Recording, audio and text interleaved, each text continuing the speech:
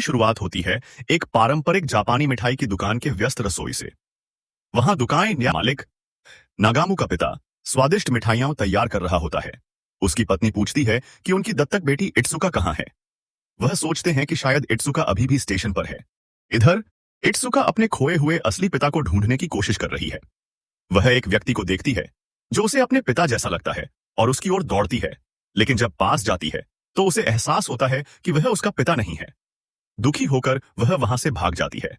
उसी समय नागामू ट्रेन पकड़ने की जल्दी में होता है और इत्सुका से टकरा जाता है, जिससे वह ट्रेन लगभग मिस कर देता है। इसके बाद कहानी फ्लैशबैक में जाती है। नागामू अपने पुराने जीवन को याद करता है। वह एक बैंड में था और दोस्तों के साथ संगीत में मस्त रहता था, लेकिन एक एक करके सभी दोस्त बैंड छोड़ते गए। नागामू बहुत दुखी हुआ, मगर फिर भी अकेले प्रयास करता रहा। फिर एक दिन उसे घर से एक पार्सल मिलता है, जिसमें मिठाइयां और दादी का एक खत होता है। इससे वह भावुक हो जाता है और 10 साल बाद अपने गृहनगर वापस लौटने का फैसला करता है। जब वह घर आता है तो सीधा पुराने पारंपरिक घर की ओर बढ़ता है, लेकिन जैसे ही वह घर पहुंचता है, उसके पिता हाइगो उसे देखकर गुस्से में एक थप्पड़ मारते हैं। नागामू चौंक जाता है। उसके पिता नाराज हैं कि वह बिना बताए चला गया था और अब बिना सूचना के लौट आया है। बाद में नागामू अपनी मां और पिता से ठीक से मिलता है। वे बैठकर बात करते हैं कि वह क्यों चला गया था और इतने सालों तक कोई संपर्क क्यों नहीं रखा। इसी बीच इत्सुका भी घर लौटती है और हैरान हो जाती है कि स्टेशन पर जिससे वह टकराई थी वह अब उसके घर पर है। यह पता चलता है कि इत्सुका इस परिवार की दत्तक बेटी है। उसके असली माता पिता उसे दुकान पर छोड़कर कहीं चले गए थे। जब इत्सुका घर में नागामू को देखती है तो उसे बहुत गुस्सा आता है। वह समझ नहीं पाती कि अचानक यह अजनबी आदमी क्यों उनके घर और दुकान में आ गया है। इत्सुका पहले से ही दुकान की जिम्मेदारी उठा रही थी, क्योंकि उसके दत्तक माता पिता अब बूढ़े हो चुके थे।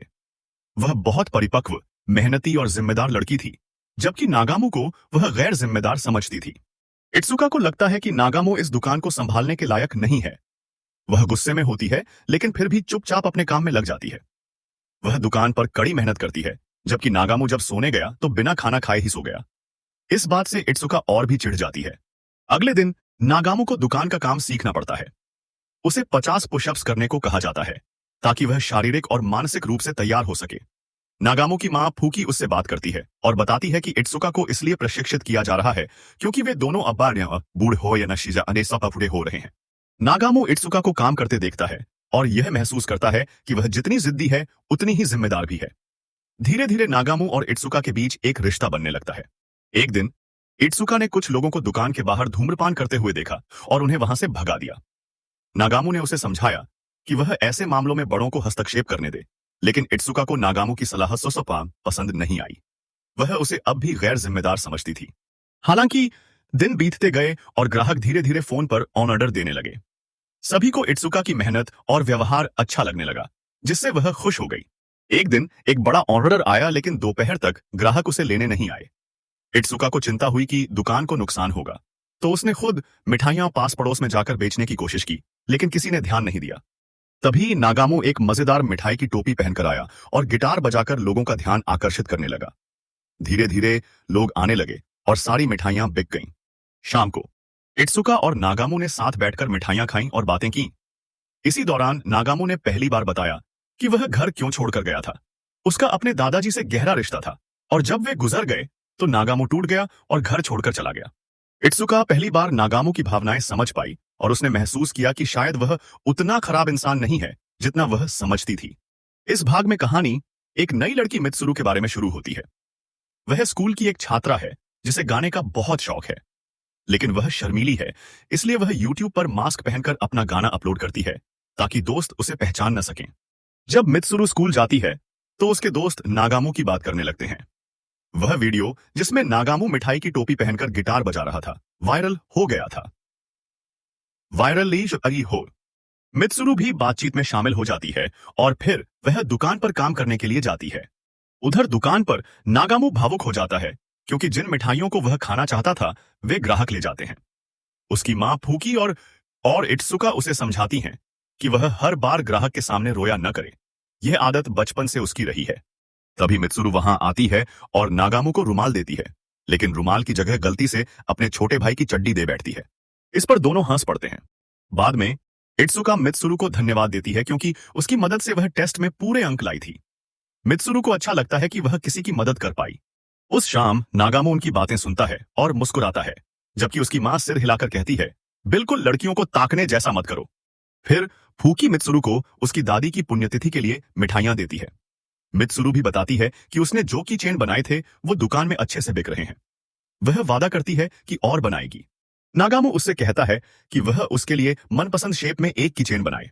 रात को जब मित्सुरु घर आती है तो उसके छोटे भाई बहन दौड़कर उसे गले लगाते हैं। वह उनके लिए मिठाई लाती है और फिर अपनी दादी के लिए प्रार्थना करती है। उसके भाई बहन मिठाई खाते हैं और उससे कहते हैं, दीदी लोरी सुनाओ। उस रात मित्सुरु अपने माता पिता को यह बात करते सुनती है कि वे उसकी सफलता की उम्मीद करते हैं। इससे उसे प्रेरणा मिलती है और वह अपना गाना YouTube पर अपलोड करने का फैसला करती है। लेकिन वह नहीं जानती थी कि उसके फोन पर जो की चेन टंगा है वही सबको बता देगा कि वह प्रसिद्ध मिठाई की दुकान से जुड़ी है। दूसरी तरफ नागामो एक मास्क पहनी महिला का गाना देख रहा होता है। वह पहचान नहीं पाता कि वह मित्सुरु ही है। तभी इत्सुका आकर वीडियो में वही की चेन देख लेती है और तुरंत समझ जाती है कि यह मित्सुरु है। अगले दिन मित्सुरु का वीडियो वायरल हो जाता है। सब लोग दुकान पर फोन करने लगते हैं और फूकी परेशान हो जाती है। मित्सुरु शर्मिंदा महसूस करती है और दुकान में माफी मांगने आती है। लेकिन नागामो और इत्सुका उसे समझाते हैं कि वह अपना सपना न छोड़े। हालांकि मित्सुरु को डर है कि उसके माता पिता उसे गाने से रोक सकते हैं। तब नागामो और उसके दोस्त मित्सुरु के घर जाते हैं। वहां नागामो मित्सुरु की मां से कहता है कि उसे अपने शौक को अपनाने की अनुमति दें। वह अपने अनुभव साझा करता है कि कैसे उसके माता पिता ने गलतियां करने के बावजूद उसे वापस स्वीकारा। यह सुनकर मित्सुरु की मां खुश होती है और अपनी बेटी की प्रतिभा को अपनाती है। अगले दिन मित्सुरु ऊर्जा से भरपूर होती है और नागामो को एक की चेन उपहार में देती है। वह और इत्सुका स्कूल जाते समय नागामो की तारीफ करती है, जिससे इत्सुका थोड़ी उलझन में पड़ जाती है। वह अब भी नागामो की अच्छाई को पूरी तरह स्वीकार नहीं कर पाई थी। रात को इत्सुका को अपने असली पिता का सपना आता है। जब वह उठती है तो फिर से यह महसूस करती है कि वह आज भी नहीं लौटे। तब वह तय करती है कि उसे अब अतीत को धीरे धीरे छोड़ना होगा और आगे बढ़ना होगा।